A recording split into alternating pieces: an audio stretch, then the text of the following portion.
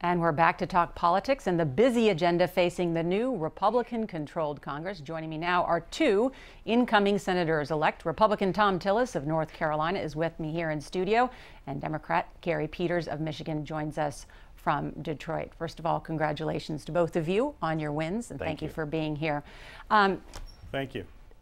Senator-elect Tillis, I was there in North Carolina with you. You won what was called the most expensive Senate race in the country, more than $100 million. What do you think the people of your state got for that? I think what they got is a chance to see different leadership, try to get things done in Washington, get Washington functioning again, working across the aisle, getting the economy back on track, worried about our safety and security. I think that the American people did not give Republicans a mandate. They gave us a chance. They gave us a chance to lead, and I'm glad to be a part of that. Mm-hmm. And they didn't give you, if they didn't give you a mandate and you've got to show compromise, what issue can you work with Democrats on? Well, I think there's any number of things. In fact, Senator-elect Peters, I know he's got a passion around Michigan like I have a passion around North Carolina. We've seen a lot of manufacturing jobs go overseas. We've seen our economies not quite get back on track in terms of job creation. I think there's a number of opportunities for Republicans and Democrats to work together. Mm-hmm. Senator-elect Peters, are you also hopeful you can compromise with Republicans? Well, I think we have to. I think that certainly was the clear message that we got from this last election, was about people wanting to see Washington work, having people come together and find that kind of middle ground to deal with the very tough problems that we're facing as a country. So I certainly am encouraged with Senator-elect Tillis in talking about manufacturing, something that's very, very important to the state of Michigan as it is North Carolina. And I'm sure that we can find ways to make sure we're getting people back to work and really creating the good paying middle class jobs, which are just so essential. And right now we've got a middle class that feels squeezed, that's falling behind, and we have to deal with it in Washington. And the only way we're going to deal with it is if we come together and find common ground.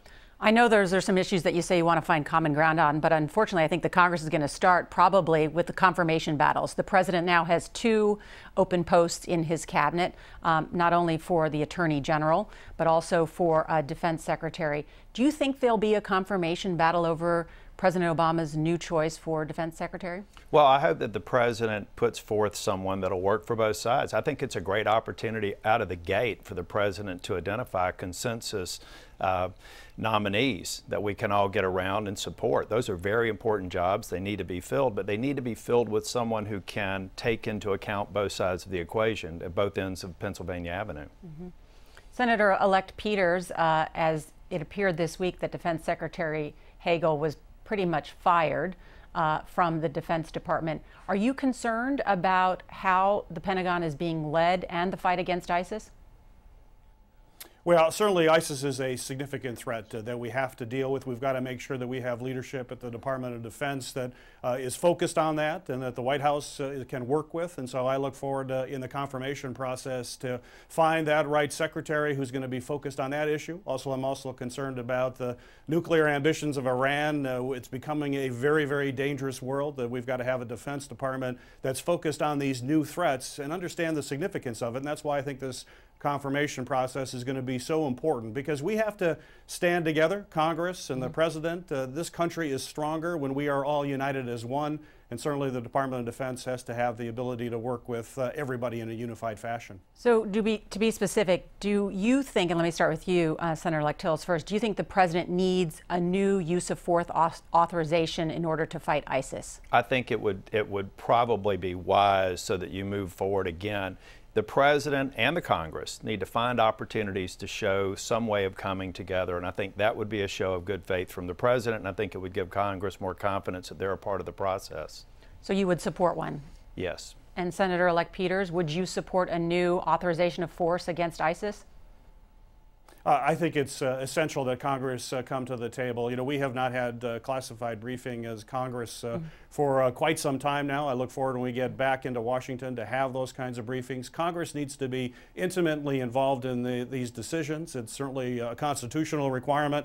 And I think it is absolutely essential that we come together to show strength in the world community. And we are stronger as a country when the President and Congress are united. And I believe that we have to be a key player in that process. Let's talk about the issue of immigration because of the President's executive action on immigration. Senator-elect Tillis, your party has opposed the President's action. Will then, do you expect Congress to act? Do you expect now that a Republican-led Senate will act and that the Republican-led House will finally act on an issue that can work together with the Senate? Yeah, I'm afraid that the president's unilateral action is going to set us back. I believe that what we should do, first and foremost, is seal the border. The Republicans and Democrats have both failed on this issue for decades. And one of the reasons why is I don't think we've stabilized the problem by taking credible steps to seal the border. Then let's discuss what we do with the population who's illegally present. I think we're going to complicate it. We could end up having a contentious debate that could be avoided. Mm-hmm. And Senator-elect Peters, you are a member of the House. There's been difficulty getting some agreement with the Senate on the issue of immigration. It is a source of constant frustration to me because we do have bipartisan agreement. I support the Senate immigration reform bill, which passed on a bipartisan basis. We have organizations like the United States Chamber of Commerce that support the immigration reform bill. 17 Republicans, including folks like Mr. Rubio, Mr. McCain, and in states that are obviously intimately involved in the immigration issue. We have a comprehensive approach. We have an approach that invests nearly $40 billion in border protection, where you got the parties to come together. The Congress needs to act. Instead of wringing their hands about the presidential action, Congress needs to pass a bill. We have a bill that's been on the table for a year and a half in the House. I believe that if the Speaker would put it on the floor, it would actually pass, and we would deal with this issue in a comprehensive way. We need to move forward. If my Republican friends want to work in a bipartisan way and find common ground, we're already almost there with a comprehensive immigration reform. All we have to do is pass it. All right, we will all be watching. Senator-elect Tillis, Senator-elect Peters, good to have both of you here.